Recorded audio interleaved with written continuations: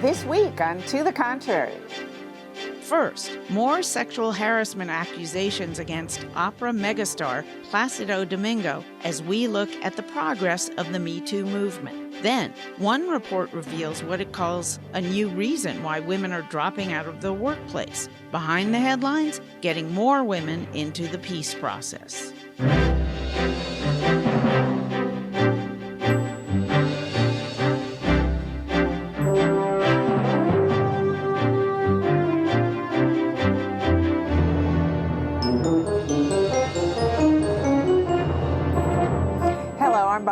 Welcome to the Contrary, a discussion of news and social trends from diverse perspectives. Up first, Me Too.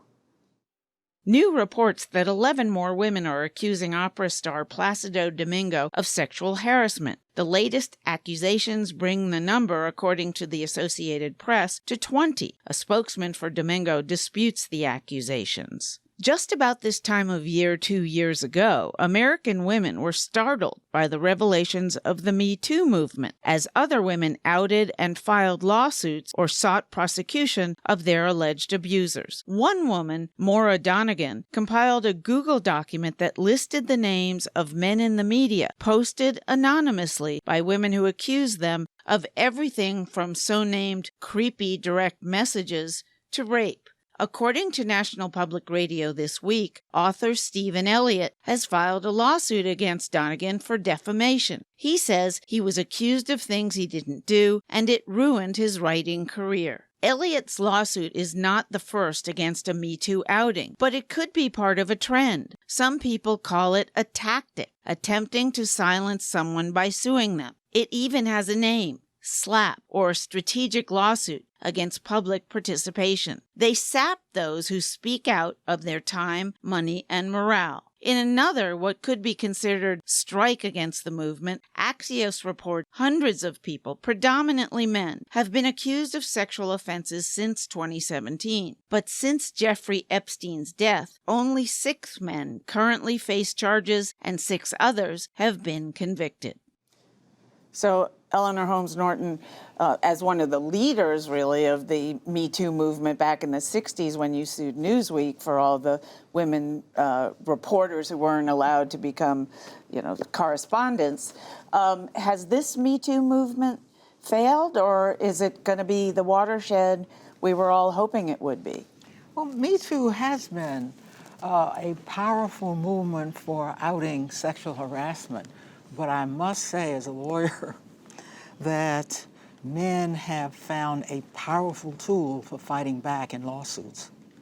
Wow. I think the movement's been wildly successful, and I think it's because of this case with Jeffrey Epstein. His accusers, by the time they've come of age, would not have had the guts to come forward and say what they said if it weren't for the movement currently. I agree. I think Me Too's been successful. Look at this month, the House is going to pass a bill that's going to ban this forced arbitration that silences women and doesn't allow them to file lawsuits. While it's had some success, I think the pendulum swung too far. In this list they're talking about, my God, that sounds like McCarthy in the blacklist. That's kind of scary. Well, anybody Actually, I disagree? see it differently because about 40% of workers in the United States now are subject to these forced arbitration agreements where they are not allowed to go public. Once they claim that they have had some kind of harassment, they have to go into this arbitration 40%. system. 40%. They have to go into this arbitration system, and under it, there's an NDA. You can't speak about it. Then if you don't like the way they have resolved it, you have no recourse. You're not allowed to go to court. So it's all kind of snuffed out. It'd be like going into a fight as a wrestler, and you find out, as you go in, that the judge and the referee are all being paid for by your opponent. I wonder how that fight's going to go.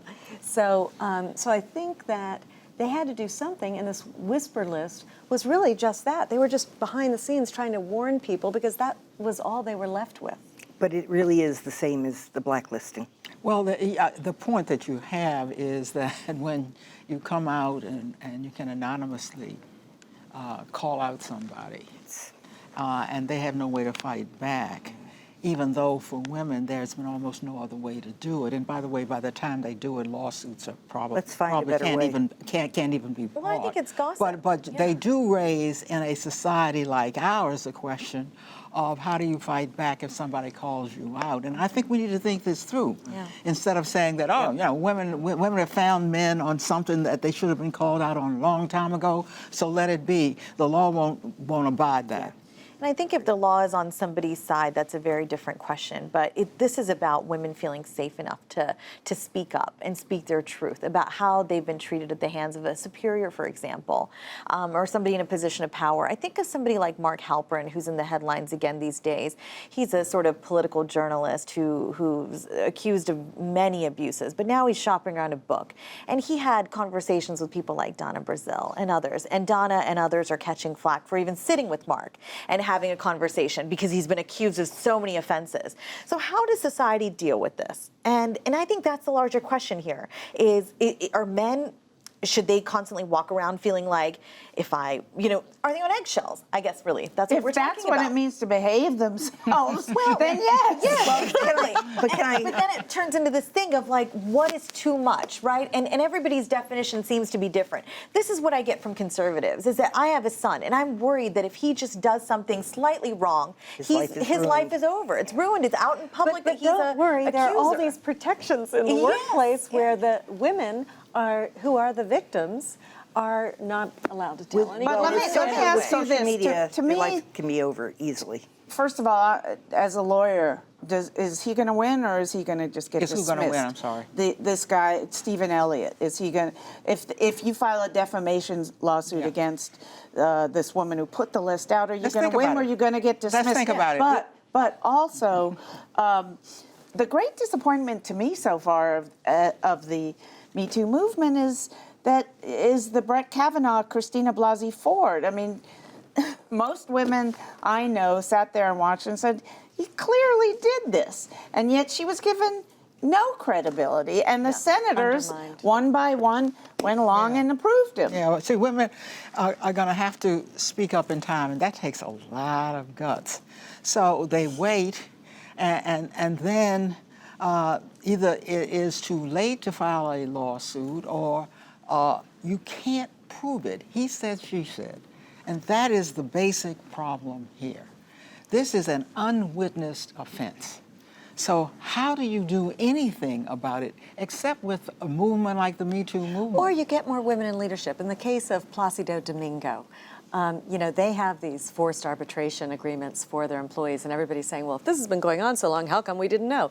Maybe that's the reason you don't know. You're also not allowed to file a class action suit under those forced arbitration. I talked to Deborah Rutter, who's at the Kennedy Center. She leads the Kennedy Center in Washington. 20 of our cultural agencies are headed by women. She says to her employees all the time, you see something, you tell me. You've got to have an activist leader who's going to put it out. No, I like that better. But Bonnie, two things. One on Kavanaugh. Ford's lawyer was actually in the news this week because they're now saying, well, she really, wasn't damaged by it, and it really came forward only for political reasons, that it wasn't the way it was portrayed. So that's sort of interesting. But secondly, Mike Pence. There's now a whole thing of the Mike Pence syndrome where corporate executives, political, everybody is now afraid to go to dinner with a woman by themselves. So they're taking a second person because of this. Well, so look, it's becoming a little absurd. when Gloria Steinem's been quoted 1 billion times about saying, a woman needs a man like a fish needs a bicycle, which she did during the advent of second wave feminism. And, there was an overreaction at that point. Women were angry. They were held down for centuries. But in this, that is now happening, I think, in the other direction. But Bonnie, they have corporate women also afraid sometimes to go out with another woman. Don't be concerned. This is an adjustment period. Okay. This is really an adjustment period. Yeah, I would agree People with are that. overreacting. Yeah. Mhm. People don't quite know how to act. Our children will figure it out. Wow. Well, the boys will be boys behavior, I think, is phasing out. And that's kind of one of the things that I saw most at play with the Kavanaugh debacle, frankly, is that this was people saying boys will be boys and other people saying no. This was really clearly and frankly a reflection of his character. Me Too dealt with boys will be boys. The real question is men have learned how to fight back, and what do you do about that? Quick question, everybody. How long before, how many more thousands of men will have to be outed and sue for defamation if they really believe that it was wrongfully done before we feel like the Me Too movement has been a success? Well, one of these women is countersued. After being sued, she's countersued, and I think this is going to play itself out in the courts again during what I believe is an adjustment period for both men and women. Sure. I'm going to go ahead and say the movement is a success, but what's going to happen is it's going to get muddy and murky in society. The conversation that we have is going to get murkier. Think of comedian Aziz Ansari, who had a date and it went kind of awry because he did things and she did things and people were uncomfortable. That's what I think we're going to see more of. But the movement, it's been a success. I think it's going to take a generation. It's going to make it through the House. Let's see what the Senate I think does it's going to with the take a House. generation. Yeah, at least. wrong. Well, I don't you think know, it's take a generation. women have been Please. submitting to men's superiority since the beginning of human civilization. Alleged superiority. You can't expect alleged superiority, whatever. Submitting to men, period, for thousands of years. So you can't expect it to get fixed in 50. Let us know what you think. Please follow me on Twitter at Bonnie Urbay or at To the Contrary. From the Me Too movement to caregiving. The baby boomer generation is graying and living longer. These conditions have forced some of their children, mainly women, to forego work and become caregivers. Experts say the lack of subsidized elder care in America is why the share of women taking part in the labor force stalled in the late 90s after rising for 50 years. The Labor Department estimates 5.5 million women couldn't enter the workforce in 2014 due to caregiving responsibilities. Their work would have added 3.5% in GDP growth. Many families cannot afford a paid home care worker, even though wages are low in this field. And despite the unglamorous nature of the job and relatively poor pay, caregiving is one of the fastest growing industries in terms of numbers of jobs. More than 150,000 new jobs of this type were created last year alone. So what's the answer here? Well, I think new jobs in this industry of caregiving is certainly a great thing because there are a lot of people out there who love healthcare, and this is an extension. This is a way to provide care and get paid for it, which is what a lot of young people are finding attractive, that these jobs are also high paying, many of them, whether it's skilled nursing or stuff even like home visits. There are all these companies that have cropped up and done really well to serve our aging population.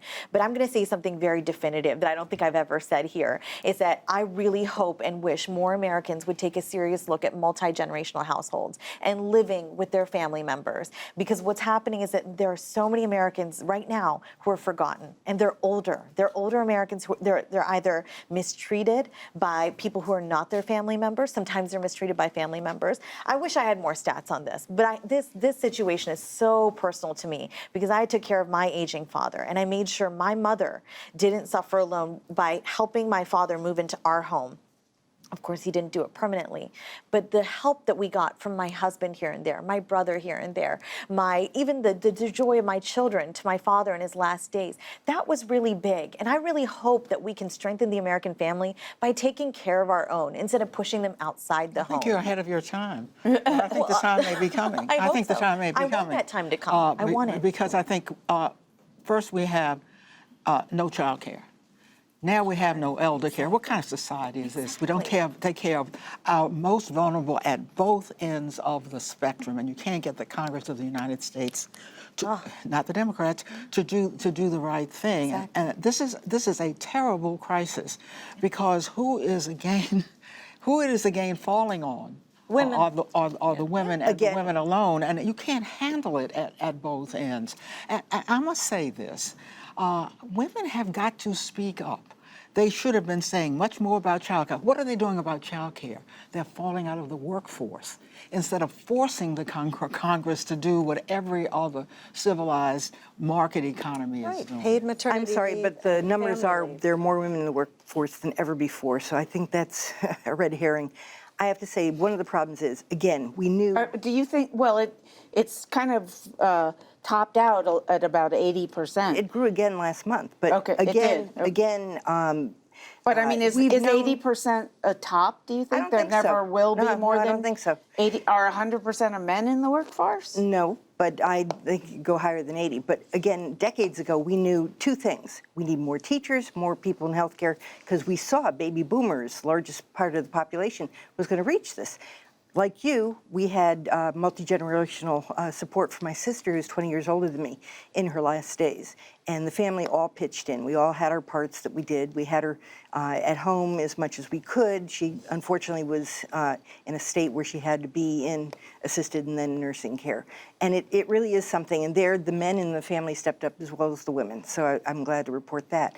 But it is something we have to look forward to. More and more older women, too, are doing Golden Girls, where they're joining together in homes and providing support for each other and making sure everybody's checked on. I mean, I've got older neighbors in my neighborhood. I call every day to make sure they're okay, because I don't want ever to see a story of anybody that lives near me being dead for, 4 days or a week before anybody found them. That, to me, would just, it'd be unconscionable. Yeah, it's so sad. And when you look at women in the workforce, they've had so many problems to overcome, from harassment to low pay. And a critical time is when you have children and the caregiving.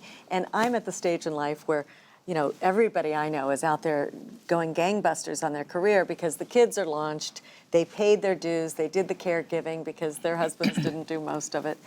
And now they're taking care of their parents. Here's Same another thing. woman's profession. We talked about teachers needing more pay.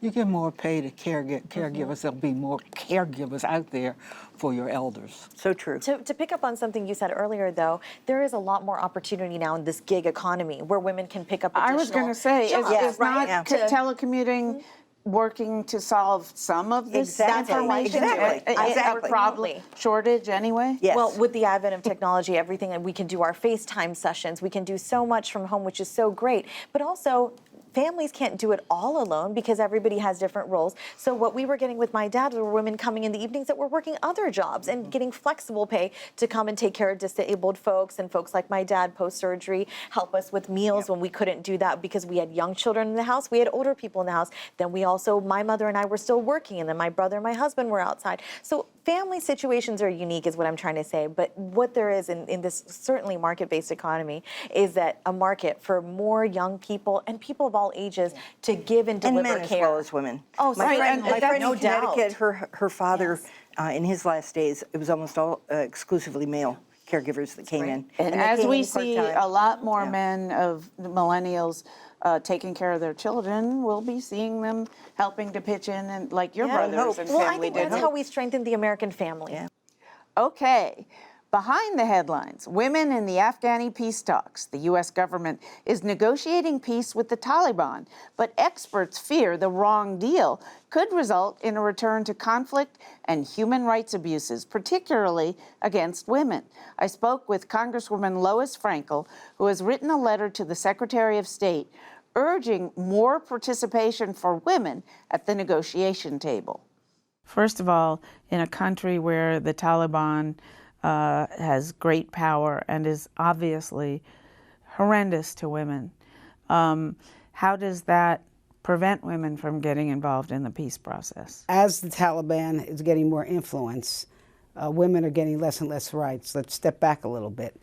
When the Taliban were in power, women could not work, they could not go to school, they could not leave their homes by themselves.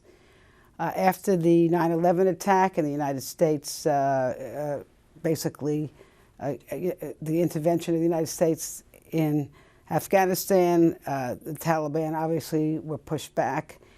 And we've seen since the early 2000s really the immersion of the rights of women. Thousands of girls in school, hundreds of thousands were trained to be teachers, women in government, women who are doctors.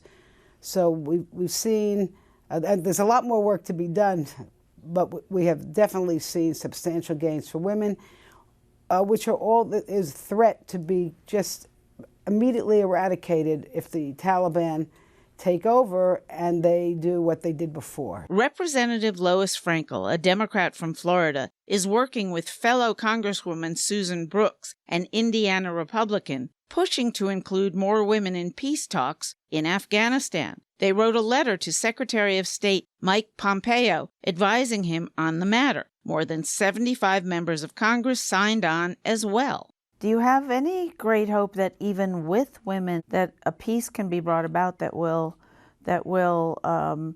be viable for a long time? If it is a goal of the United States to have an agreement with the Taliban, a lasting agreement, there is a growing body of research that says when women are at the table, agreements are most likely to be successful and successful for a longer period of time.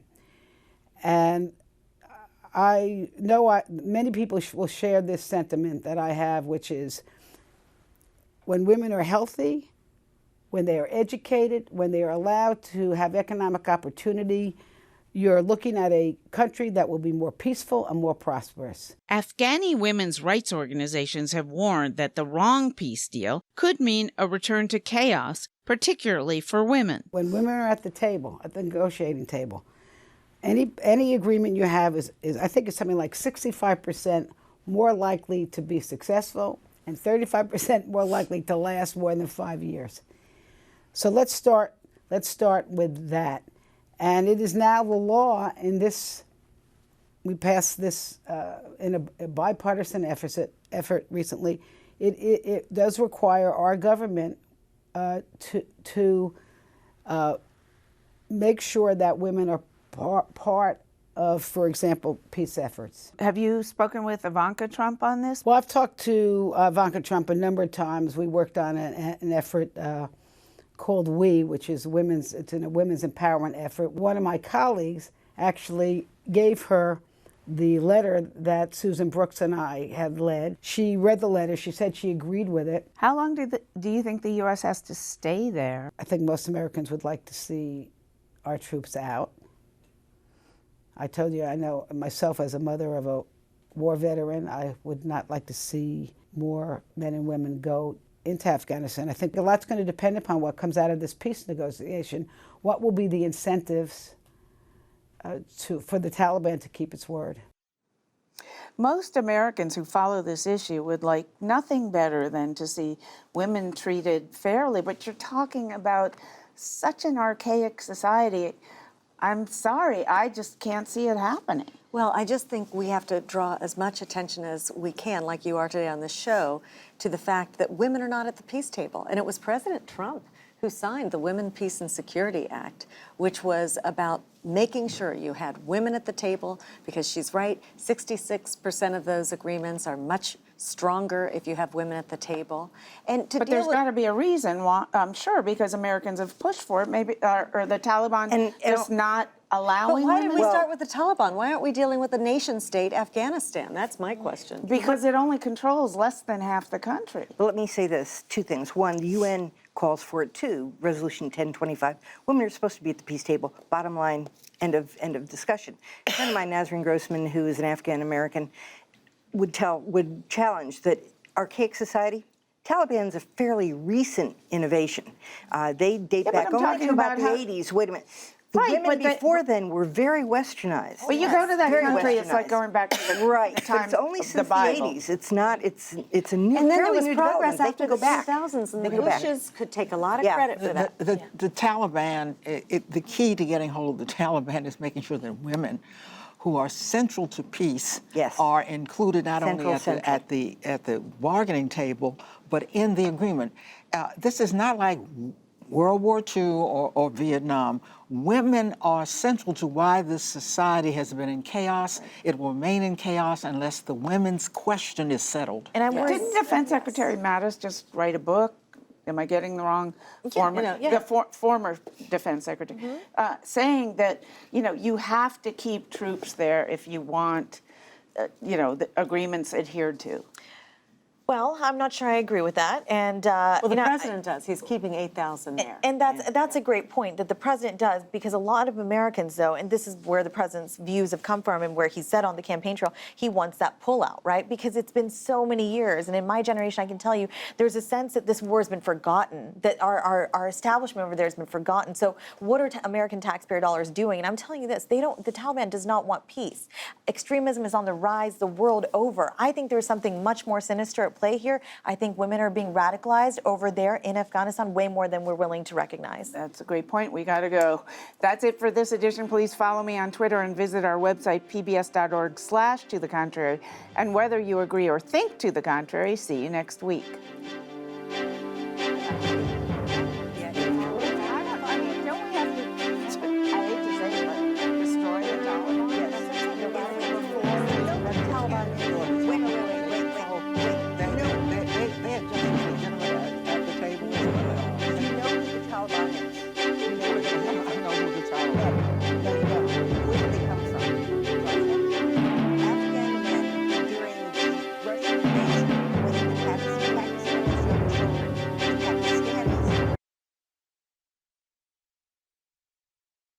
Funding for To the Contrary provided by the Cornell Douglas Foundation, committed to encouraging stewardship of the environment, land conservation, watershed protection, and eliminating harmful chemicals.